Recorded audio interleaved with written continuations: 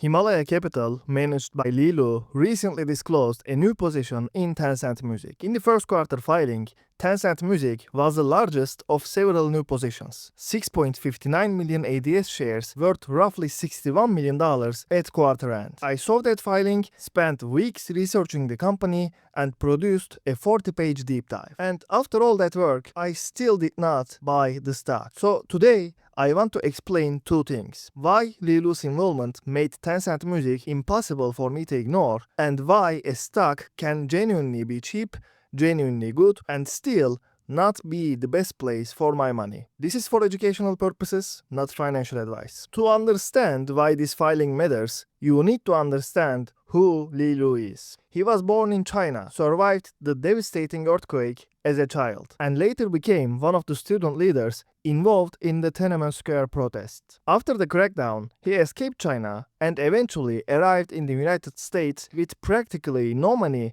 and almost no English. Think about that. At Columbia, he did something extraordinary. In 1996, he became the first student in the university's history to simultaneously receive an undergraduate degree, a law degree, and an MBA. But the part investors will find even more interesting happened after he attended a Warren Buffett lecture at Columbia in 1993. Li Lu began investing money from his student loans. Monish Pabrai later told the story in more detail, and according to Pabrai, Li Lu would receive the loan before it was due, invested temporary float, and had around $1 million by the time he graduated. Li Lu later founded Himalaya Capital in 1997. He became an early investor in BYD and helped introduce the company to Charlie Munger and Warren Buffett. And this is where his record becomes difficult to dismiss. In 2004, Charlie Munger entrusted Li Lu with $88 million of Munger family money. Munger later said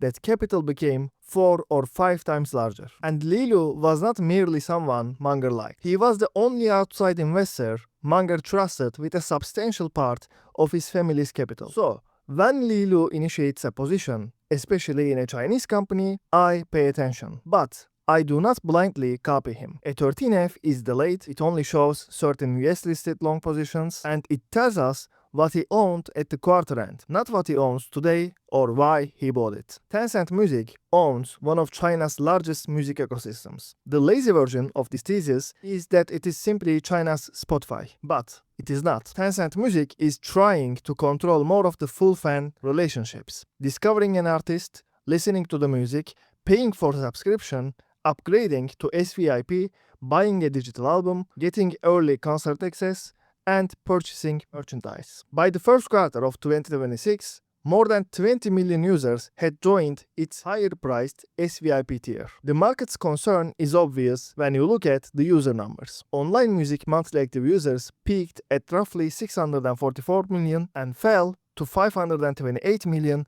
by the end of 2025. That looks terrible if you stop there. But paying users increased from 19.4 million in 2017 to 127.4 million in 2025. The percentage of users who pay rose from 3.2% to 24.1%, and the monthly revenue per paying user increased from roughly 8.7 to 11.9 RMB. So, the total audience is shrinking, but the remaining audience is becoming dramatically more valuable. That is the first major insight. The second is that the business has already replaced its weakest revenue stream. Social entertainment, mainly live streaming and virtual gifts, represented more than 63% of revenue in 2021. By 2025, it was below 19%. Normally, losing a segment that large would destroy a company. Instead, music subscriptions and other music-related services expanded quickly enough to replace most of it. The latest quarter continued that pattern. In the first quarter of 2026, music-related revenue grew 12.2%. Membership revenue grew 6.6%, while music revenue outside membership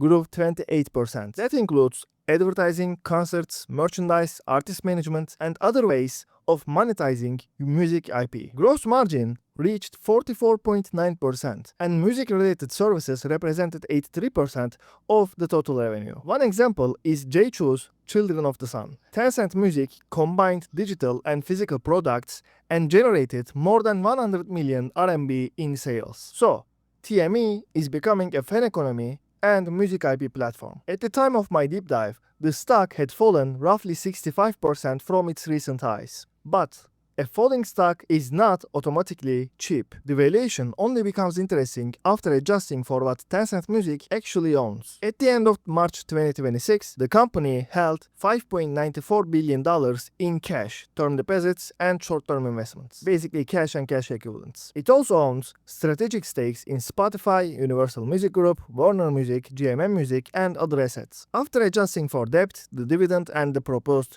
Himalaya acquisition and those investments, I estimate that the operating business was valued at roughly $10 billion.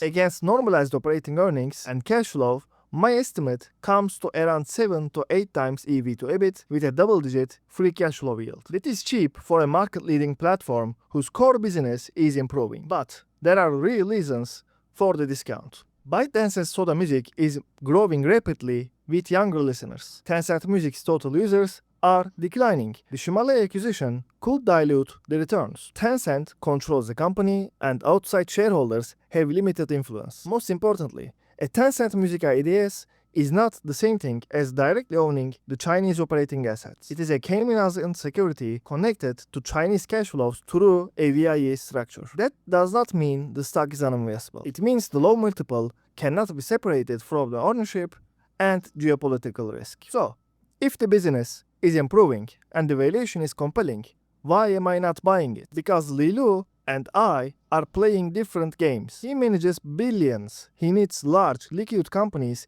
where he can deploy meaningful capital. He also understands China at a level that I never will. I manage a much smaller capital and more concentrated portfolio. That gives me a different advantage. I can put most of my capital into few ideas that I believe offer the best combination of quality, downside protection, as well as the upside. Tencent Music, therefore, does not merely have to be cheap. It has to be more attractive than Research, Kaspi, Tava Airports, and the other companies that I already have in my portfolio. Right now, Tencent Music simply doesn't meet the standards for me. That is also why I publish deep dives on companies that I do not buy. The job is to compare opportunities, reject most of them, and understand exactly why the winners deserve my capital. The complete Tencent Music research, the valuation work, and the companies that did clear my bar, including Research and Tava Airports in Turkey, Kaspi, and several other names, are covered on my Patreon, alongside my portfolio updates. With one subscription, you get access to the whole library. So my suggestion is,